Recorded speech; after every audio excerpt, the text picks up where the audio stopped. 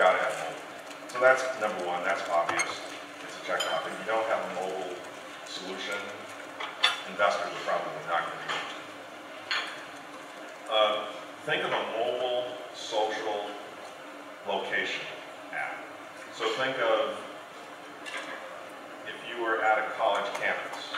So you got a mobile phone, you're social, you use Google Plus or Facebook or Twitter or one of these social applications.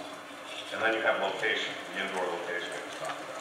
So what if you had an application that could show you where your 10 best friends are right now? That'd be pretty cool. So you know where they are. If you're on a college campus, you know which building they're in and exactly which room they're in. That would be a pretty cool application.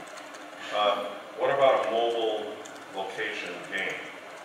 There are lots of games that are on your mobile device that use location. So there's one called Life is Crime, and there's one, there are several of them that use location as part of a game, sort of like Monopoly or Risk or that kind of thing.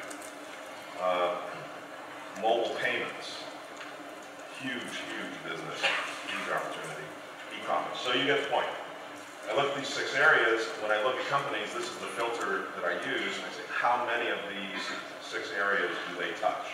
And the more they touch, the better opportunity it is.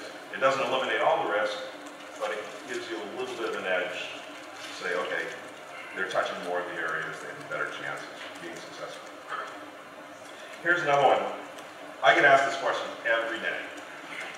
So, should I develop an HTML5 app, or should I develop a native Android or iPhone app? And depending on who you talk to, you get very different answers. So, here's the checklist that I go through when people ask me this question. The first one is, how much money do you have to spend? Because native apps are expensive.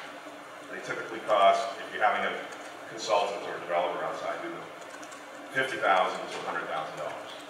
So if you've got the money to spend, you can consider mobile apps, native mobile apps.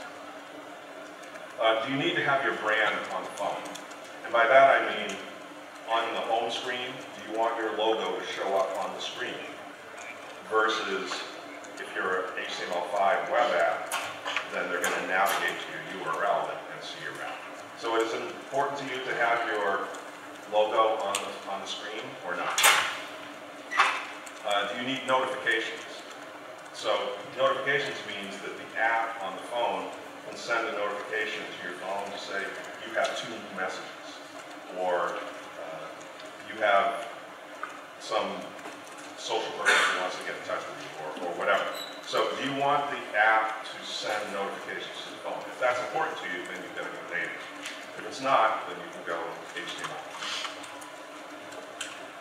Is location or photos a big part of your app?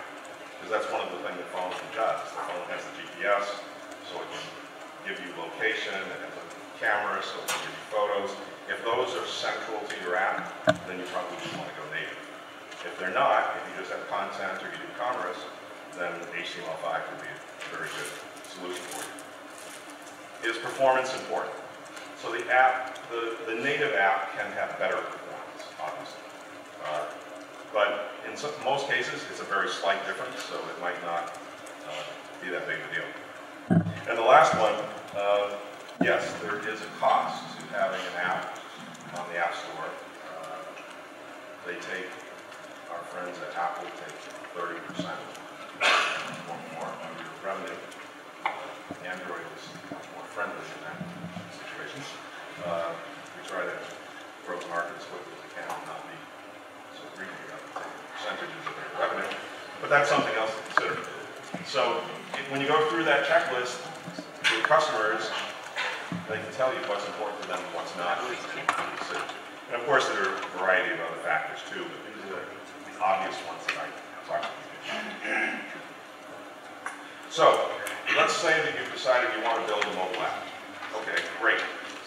Which platforms are you going to target? Well, the obvious ones are iOS and Android. Android has the largest market share. iOS is close behind. The 2 of them together have about 85% of the market. So those are pretty obvious. But how much does it cost to go to other platforms? depends on the complexity of your app and what you're trying to do, but it can be another $50,000 to $100,000 to get your same application on the platform. So, oh yeah, and after you build it, you also have to maintain it. So then you have to pay these developers. Oh, and by the way, it's a separate set of developers. That's why it costs so much. Because iOS developers don't do Windows Phone. And Android developers typically don't do other apps. You know, they have their own set. So that's why it's so expensive. Every time you go to a different platform, you got to have a different set of developers to build it and to maintain it. So it can get to be pretty expensive. Macro myopia. How many of you have heard this term, macro myopia? It's an interesting term. It's a disease that's common to venture capitalists and to press. They tend to overestimate the short-term impact of things and hype it, and then they underestimate the long-term opportunity. And you see that Gartner has this hype cycle. You've seen that hype cycle where things go up and then they go down and then they back up to where they should be. It happens over and over and over again.